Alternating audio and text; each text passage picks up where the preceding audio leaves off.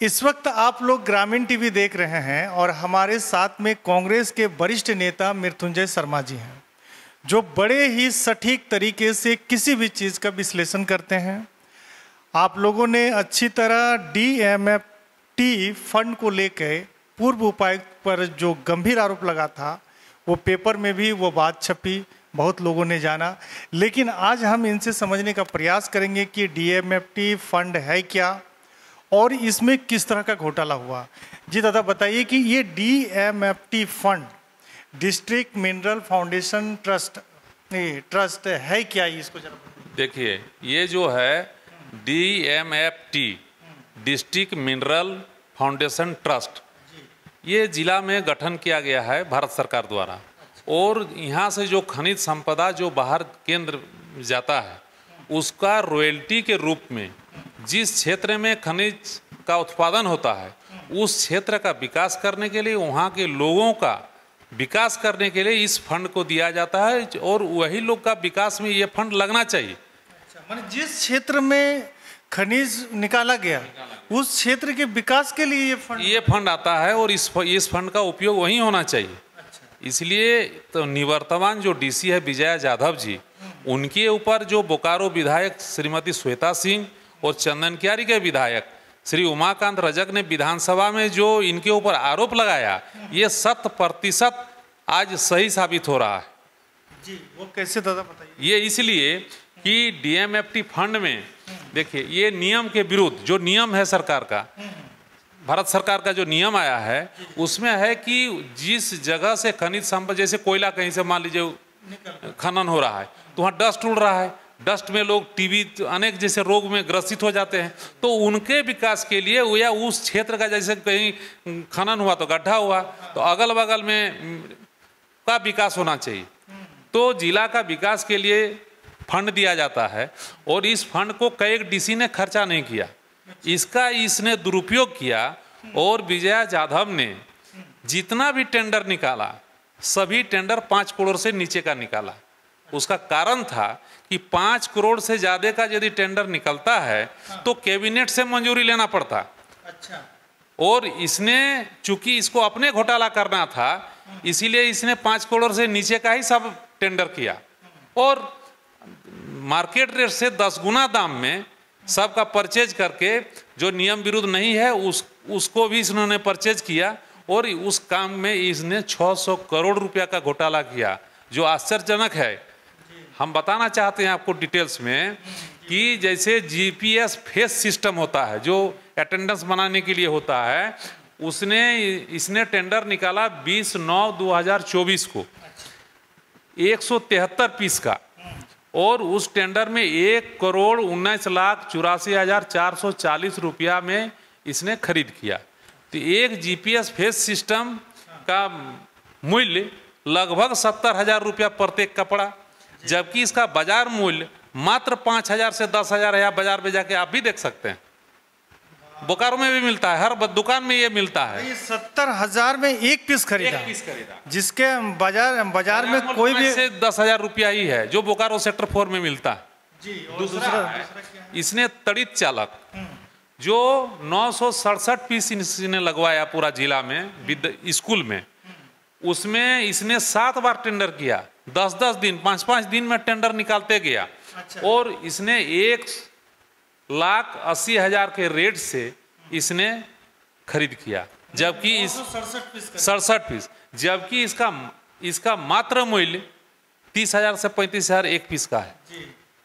तीसरा है high mast light, इसने जिला में 187 पीस का खरीदारी किया 18 करोड़ 75 लाख रुपया में, जबकि इसका मार्केट मूल्य 2 से 3 लाख रुपया है।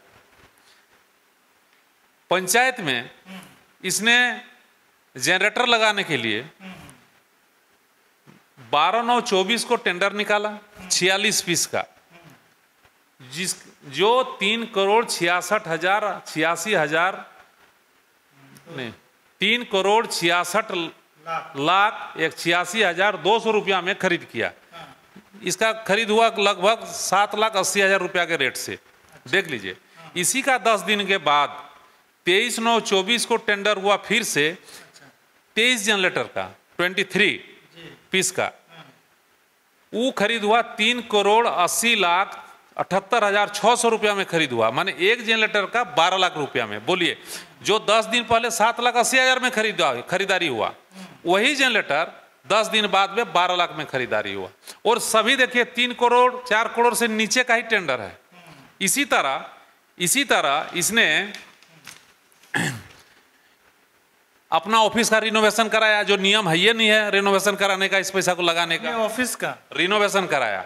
ये 1666 आंगनबाड़ी केंद्र में मैट्स खरीदारी किया, एलईडी वैन खरीदारी किया, सौर ऊर्जा पंप सेट खरीदारी किया, वॉल पेंटिंग कराया, जिम खाना का सामान खरीदाया। ऐसे सामान इसने खरीदारी किया इस फंड से, जिसमें 10 गुना रेट में इसने खरीदारी किया। तो इस तरह का इसने 600 करोड़ रुपया का घोटाला किया।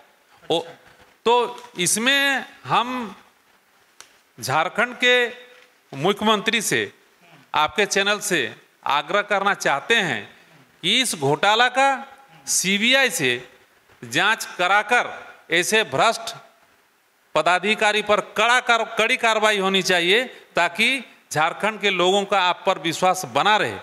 ये डीएमएफटी फंड के बारे में ये घोटाला का खुलासा है। दूसरा है, इन लोग इसके ऊपर बहुत सा खुलासे हैं। जमीन घोटाला इसके ऊपर आएगा। ऐसे कई सीओ हैं जो म्यूटेशन में जमीन लूट खसोट करते हैं। ये सीओ, एलआरडीसी, एसी और डीसी मिलकर बहुत सा बोकारो जिला में घोटाला हुआ है, और हजारों करोड़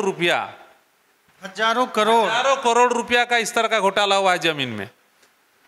तीसरा है, ऐसे ऐसे कनीय अभियंता हैं जिला में, जो इनके समय एक कनीय अभियंता विभागीय काम 20 करोड़ 25 करोड़ का किए हैं साल में, और ऐसा भी योजना है जो काम हुआ ही नहीं और पैसा निकल गया। ऐसे घोटाला का मैं विस्तृत रूप से बाद में आपके सामने फिर मैं प्रस्तुत करूंगा।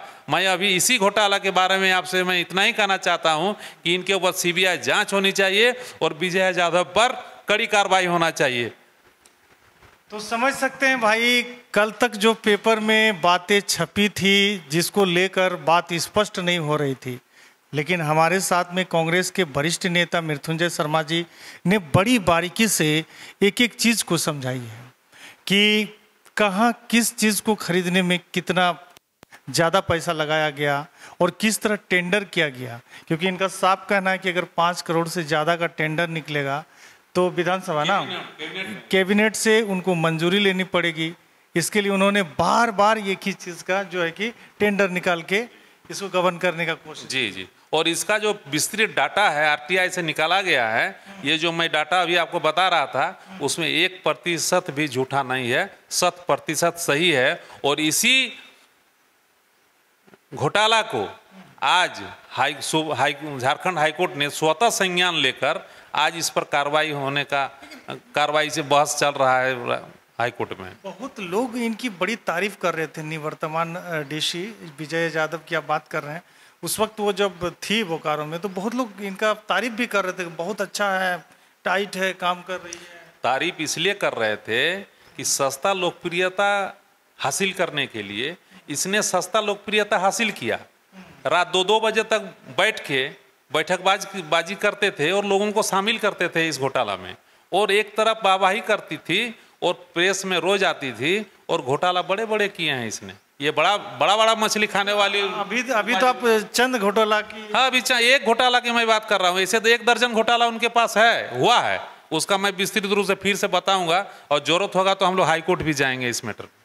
तो आप लोग क्या सोच रहे समझ रहे हैं? मृत्युंजय जी ने जिस तरह का उजागर किया है, इस पर आप लोग का हम राय कमेंट चाहेंगे, क्योंकि ये अक्सर ऐसे मुद्दे पर बात करते हैं जो जनहित से जुड़ा होता है और जिसका सीधा संबंध हमारा और आपसे होता है। तो आप लोग अपना लाइक कमेंट के साथ में वीडियो को शेयर कीजिएगा और चैनल को जरूर सब्सक्राइब कर लीजिएगा। इसलिए मैं कह रहा हूँ क्योंकि आने वाले समय में और देखिएगा, जिसकी आप तारीफ करते हैं उसके अंदर कितना काला होता है। तो दीजिए इजाज़त।